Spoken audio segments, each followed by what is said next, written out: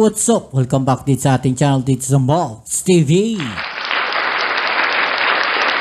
Alright, so tayo nagbabalik ulit mga babayan. At ito na naman po ang katarantaduhan ng China mga babayan. Mga hype talaga tong China na to mga babayan no. Kung ano-ano na naman yung kanilang pinapalabas ngayon no. At talaga namang nakakagigil no. Alam mo yun, nakakapanginig ng laman ito mga ginagawa na to ng China. Na kung saan no, meron na naman silang panibagong pakulo mga kababayan. No, para lang ma-justify nila no, yung kanilang claim diyan po sa mga isla natin at especially etong Sandy Cay diyan po sa West Philippine Sea. No, nagpa-picture po sila at sinasabing kontrolado daw po nila ang Sandy Cay. Hindi ba naman na isa't kalahating mga baliw itong mga Chinese na to? Alam mo, ano to mga isa't kalahating baliw tong mga to So, ito, panoorin natin dito sa balita na to mga babayan. Pero syempre bago ang lahat, please don't forget to subscribe, like, share, comment dyan sa comment section. Okay. Huwag na natin patagalin to mga babayan dahil talagang gigil na naman ako dito sa pinagagawa na to ng China. No, dahil yung mga tauhan ng Chinese Coast Guard no, namata ang nagpapakuha ng litrato o nagpa-picture no, dyan sa Sandy Cay sa West Philippine Sea at sinasabi na nga nila na kontrolado na daw po nila yung Sandy Cay sa West Philippine Sea. Mga kababayan, maliit lang po itong isla na to na kinababaliwan din ng China. Napakaliit lang nito. Parang nga lang tong sandbar Kung iisipin niyo parang sandbar lang tong Sandy Cay na to. No, na inaangkin ng China. At pagkayan po ay nakuha nila, nako, ilang buwan lang, no? Makikita natin, mga babayan, na sigurado. Kung yan ay makokontrol nila, ay magkakaroon na kaagad dyan, mga babayan, ng isang military base ng China na naman. Okay, so ito, panoorin natin itong mga balita na ito, mga babayan. At siguradong manggigigil din kayo, no, sa ginagawa na ito ng China. Benedict, kailan nangyari ang insidente na pang-aangkin ng China at ano naman ang ginawang aksyon dito ng gobyerno ng Pilipinas?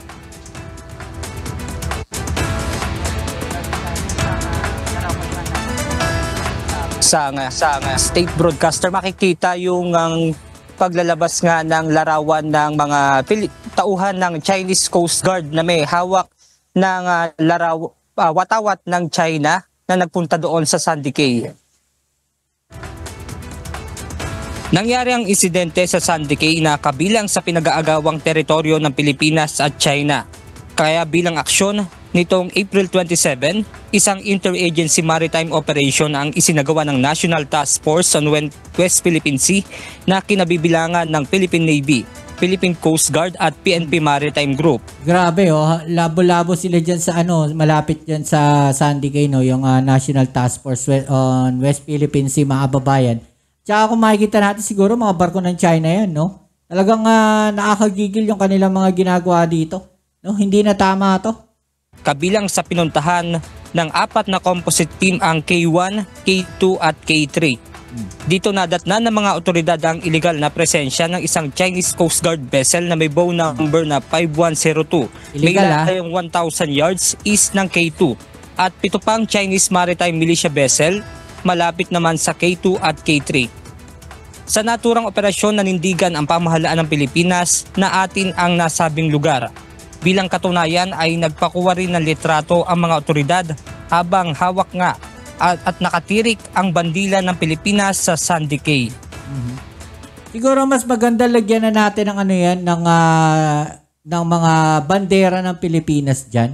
No, hindi lang basta temporary na bandera ng Pilipinas diyan sa mga Sandy Cay na yan. Pinaka-the best diyan mga kababayan, lagyan natin ng talagang bandera na ng Pilipinas. Na nandiyan na yung matibay, yung hindi nila makukuha basta-basta. No, ibaon natin diyan. No, lagyan natin ng parang marker diyan. No, na yan ay bahagi ng West Philippine Sea. 'Di ba? Para hindi na nila maangkin. Bernard, kanina mariin nga kinukundina ng National Task Force on West Philippine Sea yung nga ginawang aksyon o umano'y pang-aangkin ng China sa naturang lugar. At nung pinuntahan nga ito ay wala naman silang nakita ng mga Chinese Coast Guard doon sa Sandy Cay. At yan muna ang ating update mula rito sa Maynila. Balik sa inyo dyan, Bernard. Maraming salamat, Ben. Yan yung sinasabi natin mga kababayan na dapat lagi tayong alerto. No, yung ating Philippine Coast Guard. Pagka may mga kagaya niyan, di ba? Nakatungtong sila doon na hindi man lang natin na-monitor o hindi man lang natin nabantayan, hindi man lang natin na-itaboy. Di ba? Mas maganda sana lagi tayong may nakamonitor. Kung nasan yung mga barko ng China, nandun din yung ilang mga barko ng Philippine Coast Guard. Kaya yung mga pro-China dyan na kayo wala kayong magawa matino. Alam nyo kung bakit? Imbis na suportahan ninyo yung gobyerno natin sa ginagawang pagbili ng mga barko ng Philippine Coast Guard, ng Philippine Navy. Di ba? Kinukundina pa ninyo. Imbis suportahan natin yung gobyerno sa pagbabantay sa mga teritoryo natin, kinukundina ninyo. Nasaan ang mga matitinong pag-iisip ninyo? Pilipino ba kayo? O talagang wala na? Mas pinapaboran ninyo o nabulag na kayo, no, netong mga pro-China na to. Mag-isip-isip kayo. No, kung ang itinuturo sa inyo ng mga yan, ng mga sinasamba ninyo, no, na mga politiko, mga politician, ay huwag maniwala no, sa gobyerno sa pagpapalakas ng ating Philippine Coast Guard, ng Philippine Navy. Huwag niyo nang iboto yan, huwag niyo nang suportahan yan dahil wala, baka dumating ang panahon, ibenta na rin yung buong Pilipinas dyan pagka nanalo yung mga yan. Diba? Asher, ano ang pahayag ng mga senador kaugnay sa pag-angkin ng China sa Sandy Cay? Ella, illegal ang okupasyon ng Chinese Coast Guard sa Sandy Cay. Ito ang inihayag ni Senate Majority Leader Francis Tolentino matapos nga na magpahayag ang China na bahagi ang naturang ang Sandy Cay ng kanilang teritoryo.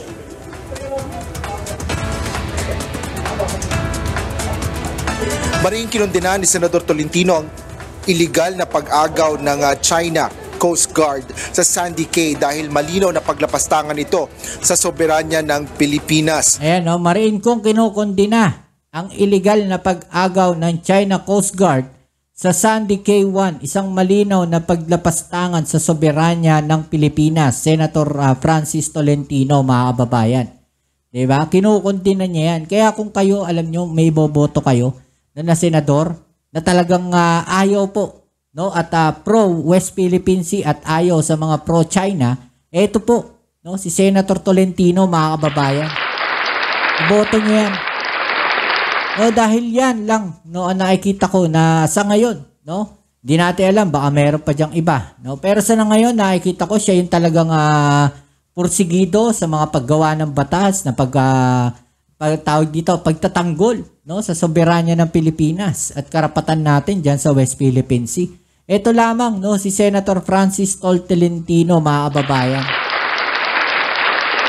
Nasa looban niya ang naturang sandbar ng territorial na karagatan ng Pilipinas, kaya walang dudang bahagi ito ng bansa ayon sa international law.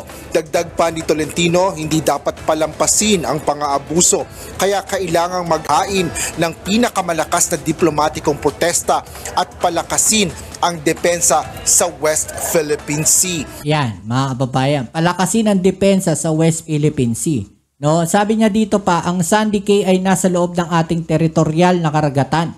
Walang dudang bahagi ng ating bansa ayon sa batas international. Na yan din lagi, no, yung binabanggit ng China.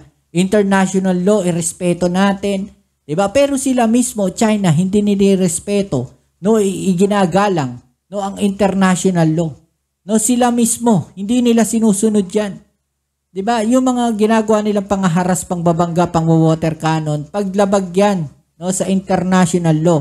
Ngayon, ang kakapal ng mukha ng China na to na para sabihin nila, no, na tayo sumunod sa international law. Samantalang sila hindi sumusunod sa international law. Diba? Mismong China, mismong sila, no? Sa bibig nila nang gagaling, sumunod sa international law, pero sila mismo hindi sila sumusunod. 'Di ba? Malaking kabulastugan 'yan. Tinawag naman na photoshoot gimmick ni Senate Deputy Minority Leader Risa Ontiveros ang larawang lumabas na nagpapakita ng watawat ng China na hawak ng 4 na Chinese Coast Guard. Okay, so tama yan, no? Yung photo ops gimmick lang na yan, mga babayan. Para lang masabi, mahilig sila sa ganyan. Mga babayan, yung mind setting, yung tinatatak nila, no? Para ma-justify na kanila yung isang bahagi o isang teritoryo.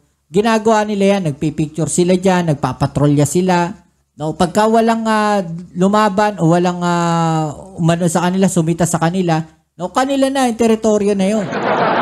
Sasabihin nila, amin yan, historically, sa amin yan na lugar na yan. Diba? Ganyan ang kanilang ginagawa. Paano kung sabihin ng Japan na yung teritoryo ninyo ay amin dahil nasakop na namin yan dati?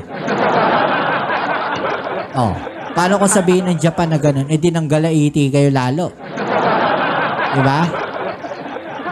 Kaya, alam nyo, ito mga ginagawa na to ng China, malinaw yan, mga babayan, no? Na parte ng mga gimmick nila yan. At nakikisabay pa sila sa gulo, no, ng politika dito sa Pilipinas.